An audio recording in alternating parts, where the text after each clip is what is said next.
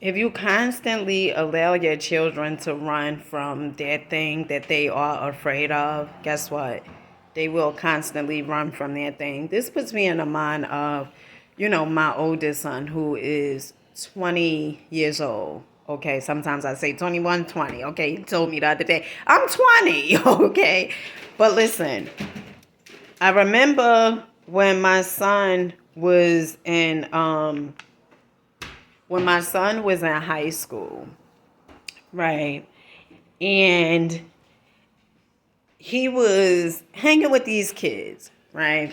Um, when we first moved to this apartment, the one that I am in now, see, this is what I want you to really understand and get, because it doesn't matter where you go. Okay, if you have a low self-esteem about yourself,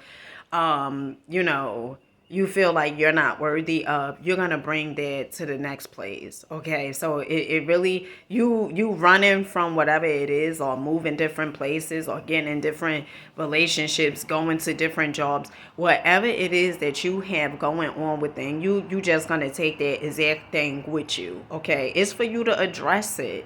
It's for you to face it and see why you feel the way you feel, right? But oftentimes people are so unaware of what they feel, they don't even have an idea. They just think that it's somebody that's doing it to them.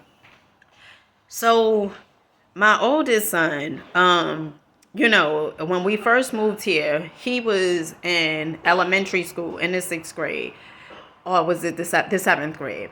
And when you like the new kid on the block, everybody is kind of curious about who you are, and what you like and all this other stuff, right? They trying to fill things in, fill the blanks in, right? And he had, like, I remember as if it was yesterday, he had went school shopping, and he got like name brand stuff, right? These Jordans, which in my case I would have not got them for him. Okay, but he had went and got these Jordans, and felt like he was the man with the master plan. Okay, and he attracted these kids. And at first, these kids were his friends. And, as a parent, you can kind of see that those kids perhaps are not, um, probably don't have the best interest, right? And they only doing what they have going on within them, okay?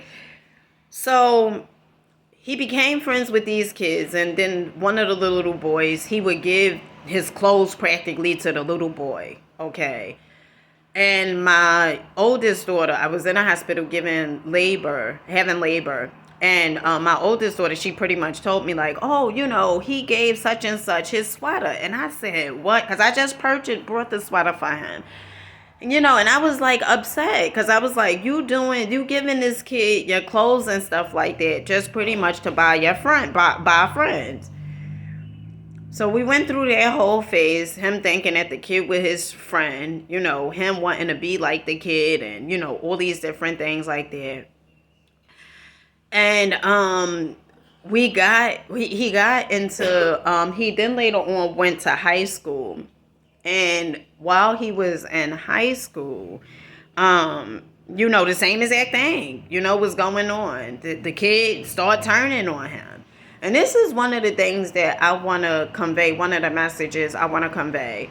If you are trying to be like someone, and that person don't even like who they currently are, and you trying to be like them, okay, if they don't like themselves, my love, they definitely is not going to like you, especially if you are trying to be like them. Okay, all right. And then and vice versa, if you're trying to be like somebody, or even if you are not trying to be like them, if someone don't like themselves and they do not accept themselves, do not for a minute or a second think that they are going to accept you. Because if they have not understood that they are so powerful, and in order for them to love themselves, love someone else, they first have to love themselves.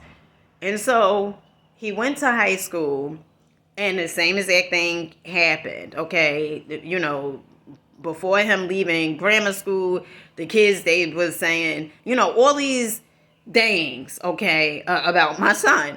And then he went to high school, same exact thing, okay. And I remember it would be days where as though he needed, I wake them up, him and my oldest daughter, and wake them up, prepare them for school. And one day, I remember my intuition had told me to look under the bed. And he was under the bed. And he was under the bed hiding. It's an end. He was under the bed hiding, okay? And me and him talked, and I asked him, like, why and all this other stuff. And because of myself and what I had going on, right? Oftentimes we do things as a parent because we feel as though that our children aren't strong enough to handle whatever adversity is showing up in their lives. And they are able to handle it, and they are capable, okay? But I felt like, well, let me protect him. So I homeschooled him, okay? And one of the things that I learned was, well, if he didn't want to do the work, when he was in there, he's not going to want to do it now, right? And that was a lesson that him and I both needed to go through and grow through. And one of the things that I told my oldest son was this. Right. And I apologize so many times because, as a parent, you may think that you had it right. Right. And what you had done, that was the way it should have been done. Oftentimes, us as parents, we get it wrong. A lot of times. Okay. A lot of times. And if you listen to your children, honey, they will certainly tell you.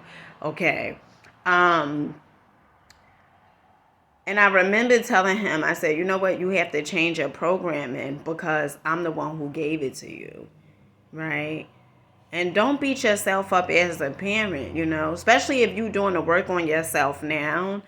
And even not, okay? Don't beat yourself up because you did the best that you knew how to do. Okay? Don't keep constantly putting yourself on this guilt trip of, oh, well, I should have done better.